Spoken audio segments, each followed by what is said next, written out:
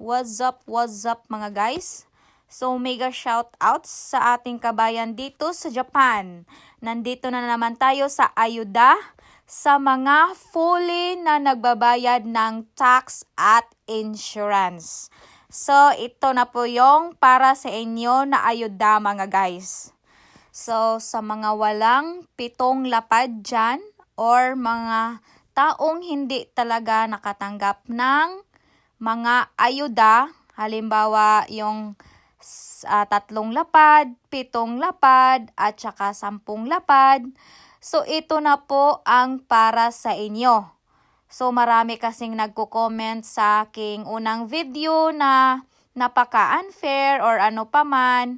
So ito na yung sagot sa mga na minsan hindi nakatanggap ng mga ayuda dito sa Japan. So, napakasaludo ako sa inyo dahil fully kayong nagbabayad sa mga bayarin dito sa Japan.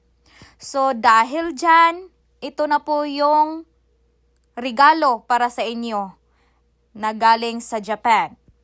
So, ito na po mga kabayan, itong picture na to, yung nagbabayad ng mga taxes. So, una na nandito sa picture na to, yung 3 lapad, ay yung income natin dito sa Japan. Tapos, yung 1 lapad or ichimang ay yung residence taxes natin, residence tax.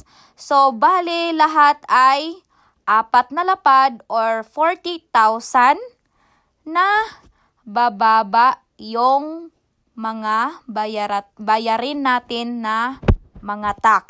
So, yan na po yung ayuda na matatanggap sa mga fully na nagbabayad ng tax.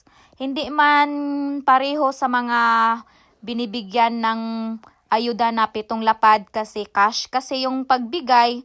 So, sa mga fully na nagbabayad is hindi siguro maramdaman or talagang hindi maramdaman dahil dyan binabawas or dyan binibigay yung mga ayuda. So, gaya nito, sobrang napakalaking bagay na po sa mga nagbabayad ng mga taxes dito sa Japan.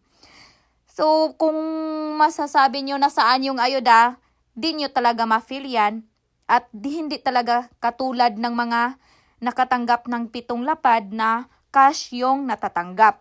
At sa iba nga is naubos na yung 7 lapad nila. So sa ating mga fully nagbabayad ng tax ay maramdaman natin ito by June. Kasi June yung officially na ng mga taxes. At maramdaman nyo yan dahil tataas na yung mga sahod nyo. Dahil bababa na po yung mga taxes natin. Ngayon, dito na naman tayo sa picture na may 3 tao. So, yung una is yung husband, wife, at saka yung anak. So, dito ay per person. So, bali, yung husband lang yung nagtatrabaho, tapos fully na nagbabayad ng mga taxes. So, 4 na lapad times 3. Kasi, per person yung 4 na lapad. So, bali, 120,000 yen yung bababa sa kanilang taxes. So, bali, yung ayuda nyo ay hindi po cash, kundi binabawas sa inyong mga bayarin. So, yan lang po siguro ang masasabi ko sa inyo sa mga fully na nagbabayad ng mga tax.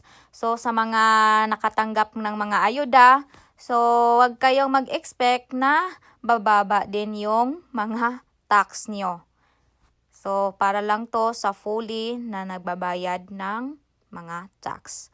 Salamat sa pakinood at God bless.